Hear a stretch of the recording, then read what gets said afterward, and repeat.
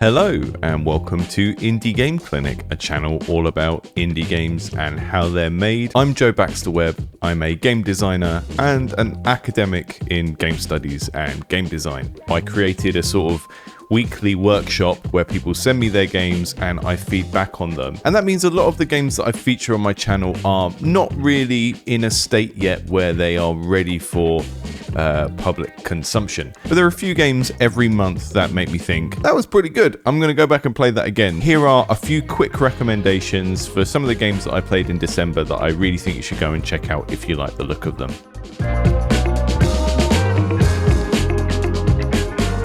Beyond the Board is an interesting puzzle game which uses this very stark low poly art style and the theme of chess. Now, chess is one of those game themes that always rings alarm bells for me a little bit, and I think can put audiences off, not because they don't like chess, but because chess, kind of like 3D rolling ball games, is just a category of games that beginners tend to make. But Beyond the Board doesn't feel like a beginner game. It's incredibly polished. The puzzle design is really unique and interesting.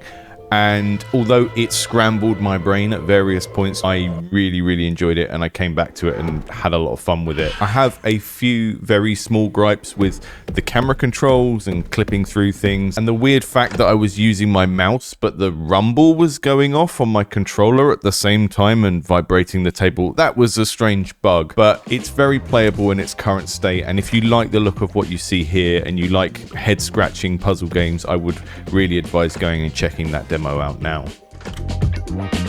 Speaking of head scratchers, King's Guard had me scratching my head, and some of those were good head scratches because it's a really interesting puzzle design, and some of them were to do with little UX and interface kinks that haven't quite been worked out yet. In King's Guard, you lead the bodyguards of the king, and you need to go around and collect food and coins and maneuver these various characters around the map so that the king doesn't die. One of the problems is that one of the characters that you control might actually be an assassin. So this is kind of like playing Among Us, but in a single player tactics game. It's such a weird mix of stuff because you have this grid-based movement that feels like a Sokoban block pushing puzzle.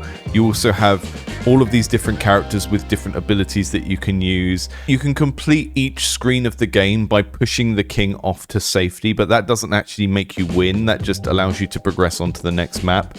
To actually win the game, there's this rolling puzzle of trying to put together a specific set of 3 items to create a dimensional key so you can teleport out of the castle before the angry mob come and kill the king. It's a bit heavy on unnecessary joke text for me at the current stage, but this pixel art is beautiful. There are certain interface choices like having this close button up in the top right to progress that just make it feel like it's not quite there yet. The core puzzle of this game is really interesting, and if you like the idea of a very thinky Sokoban style puzzle with this more character ability driven thing baked into it, I would go and give it half an hour of your time because it's just a really interesting, quirky little game.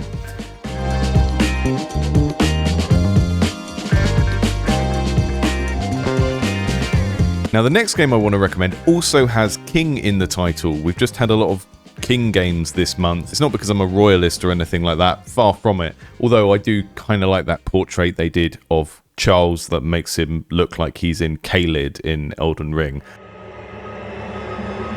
That was pretty cool. King's Haven is a deck builder where you defend a kingdom from an incoming monster. You have 4 nights in which to do that, and sometimes you have a deck with 4 nights in it, which is quite confusing. Okay, you have 4 days in which to do that. Many of the characters that you play in this game will have a specific ability that triggers when you place them on the board, which is the Waking Morning ability, an ability that plays when you end the day, and some of them will have an active ability as well. We have this food meter over on the left that acts as the energy that allows you to play different cards, and a certain amount of this can be carried over to the next day. It can be generated by farmers and other types of citizens. And you can also ring this bell to draw cards by using a certain amount of food, which increases every ring of the bell. It's just a neat little set of mechanics that feel very charming and intuitive, and although this is still a playtesting demo, it feels very far ahead in terms of all the stuff you'd expect a game like this to have in it. Over in the top left there, you can see the little castle. That's your little kingdom that you can add buildings to between each encounter. And those buildings function sort of like relics in Slay the Spire, where they give you big, swingy powers that really change the way the game feels to play. This is a very visually appealing game to me.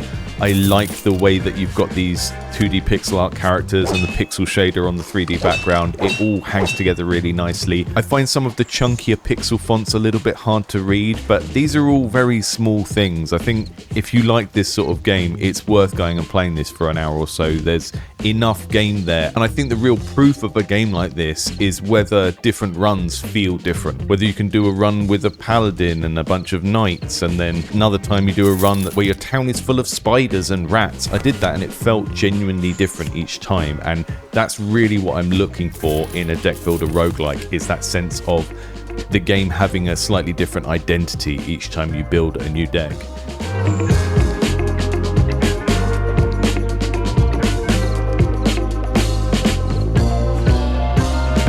Lots of thinky turn-based games so far, and that's partly because that's just what I like as a player, but it's also because I think action games are just harder to pull off as a small indie developer. The ones that I see that are really good tend to be very focused on one small concept and making it look and feel very good. And I think the game that charmed me the most in this category was the slightly problematically titled I Brought My Shotgun to Work. Doing something that I really love in action games. Downwell does this, Blood Thief does this, where you are using one type of action to do lots of things at once. You are sitting on a rolling office chair, and whenever you shoot your gun, you also are propelled in the appropriate direction. So you spend the game swinging around between shooting the guys in front of you and then doing a 180 and shooting to propel yourself in the direction you want to go.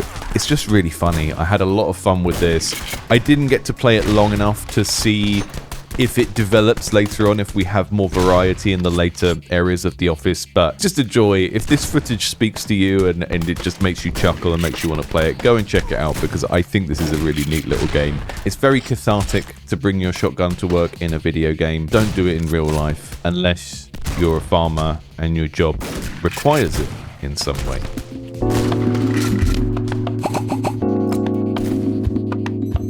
My last recommendation for this month is Flick Party, which sounds like it could be a very rude website, but is actually a kind of table billiards, air hockey type thing where you flick discs with numbers and get points. I never really got into the Balatro hype very much, not because I don't think it's a good game, but because I don't actually know the base rules of poker. It might sound odd for a professor of game design to not play poker.